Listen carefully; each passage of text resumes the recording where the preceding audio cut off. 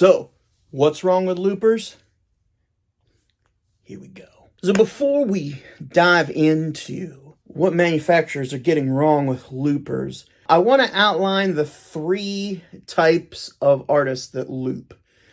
These are generally, and there's some like in-betweens here, but generally there are 3 types of loopers. Number 1, you got the practice looper.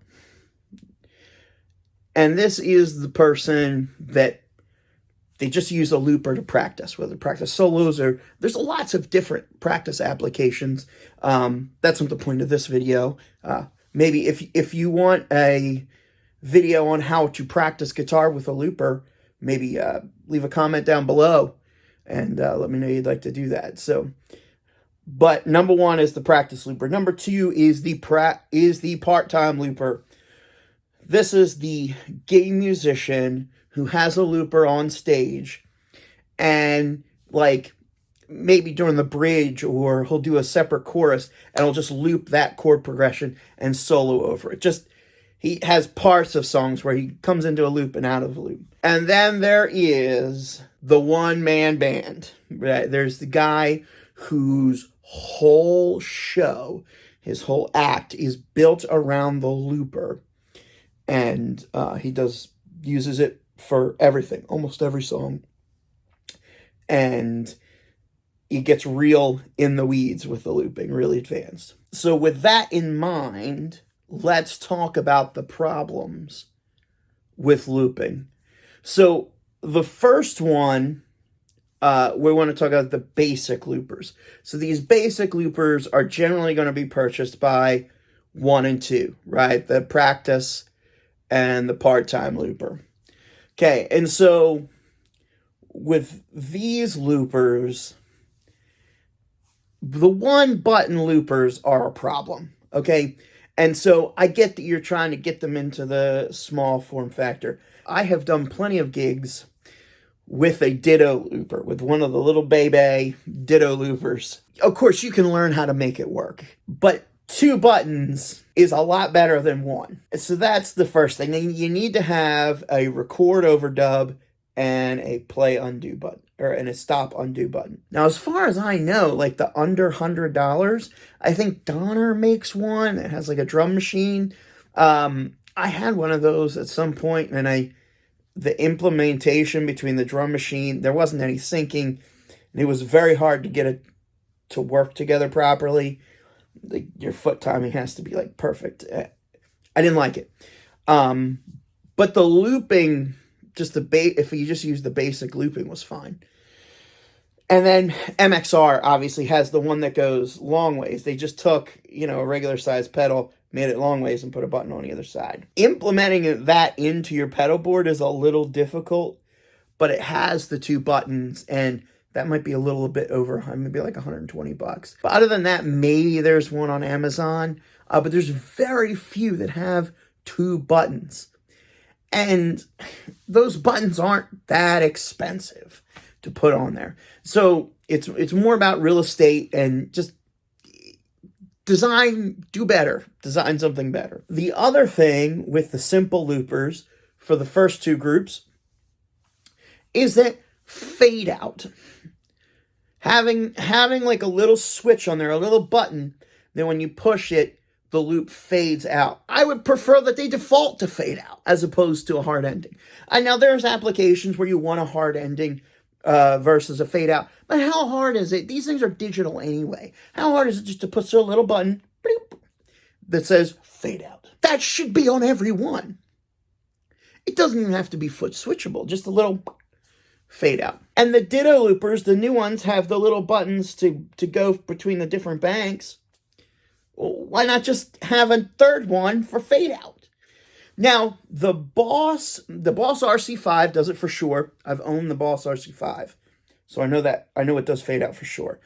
I don't think the 3 or the 1 do, but I could be wrong on that. I just don't remember off the top of my head. All right, so that covers the simple ones. Now, what about that third group, right? The ones that go all out, that go all crazy. Well, to some degree, I've been in all 3, but I'm firmly in the third group now where I do the one-man band thing, and my whole set is built around the looper. And this segment of products is a very expensive minefield. Okay, so to talk about this, out of that, I'm going to divide that group into two other groups, right? So you have the time-based loopers who have the next loop trigger based off of time, right? So the loops pick up automatically. You've seen Ed Sheeran do this. You've seen a lot of other loopers use that. And they don't use a pedal. They actually use a unit that sits on there. Boss RC550 is one of those. There's some other people that make similar units to that.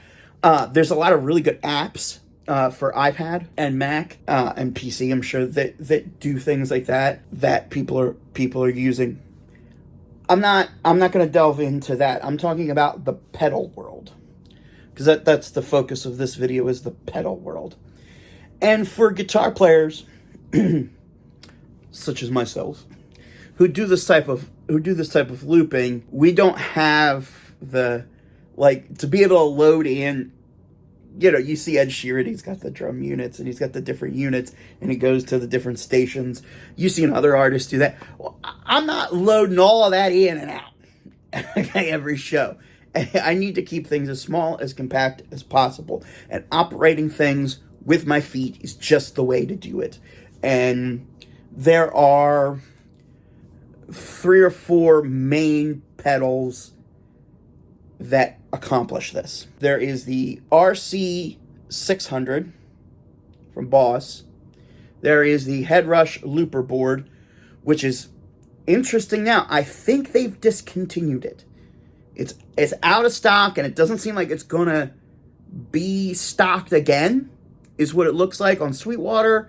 When I've looked in other places, you can't find them new. I had bought a used one and put it through its paces, and that's what we're going to talk about that. And then there is the Headrush, which is made by the Beat Buddy guys, Singular Sound, Headrush.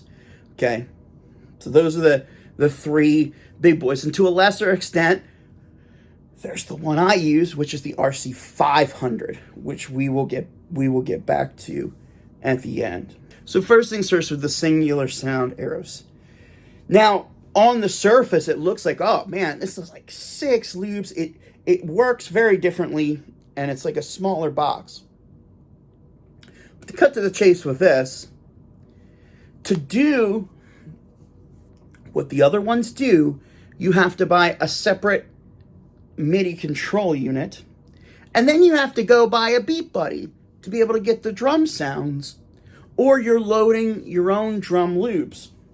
And while the main unit is like $600, by the time you buy everything else, you're looking at maybe $1,300 to get everything that's included in those other loopers. And like, you don't have all of the vocal effects. Like, it has some effects in it, but some of the more advanced harmony effects and guitar effects are not in there, are just not present. And while you can do, like, while the amount of loops that you can do is pretty insane, and it does a lot of cool things, there are some main things that are lacking on that unit. Number 2, the Headrush. The Headrush. And this I just put through its paces. Like I said, I bought one new. I ended up returning it, and here's why. You have a very large, heavy piece of equipment, and it just falls short. The touch screen is great. The way the foot switches interact, now you don't have the modularity of programming the foot switches to do different things. They do what they do. But it's actually pretty intuitive to use. However, you can only use one effects rack at a time, which means on the input effects, now there's input and there's loop effects, but on the input effects, the harmony parts are pretty good. They're a little difficult to dial in, but like, I can use it on my vocals, but then I can't on my guitar. And the problem is the size and the heft of this thing, to have to carry a guitar pedal board, and then that, it's just too much. It's just too much to set up for, when you're loading your own equipment in and out. There's something to be said for load in, load out efficiency. And this just doesn't have it.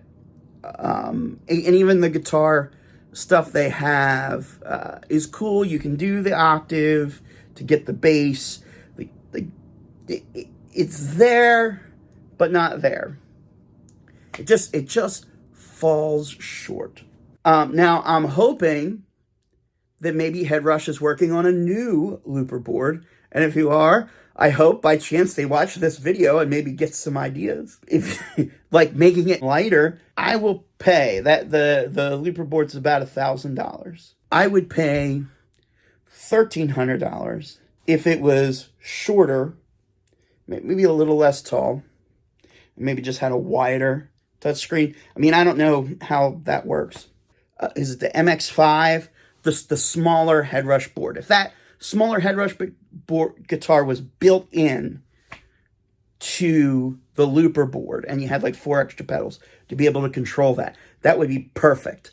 And make it lighter. Even if you don't make it smaller, just make it lighter. And have all the guitar effects. And let me have input effects on all 4 channels simultaneously. Now, I get that when that came out, maybe the computing power wasn't there. It's definitely here now at affordable prices. And then there's the RC600. Okay.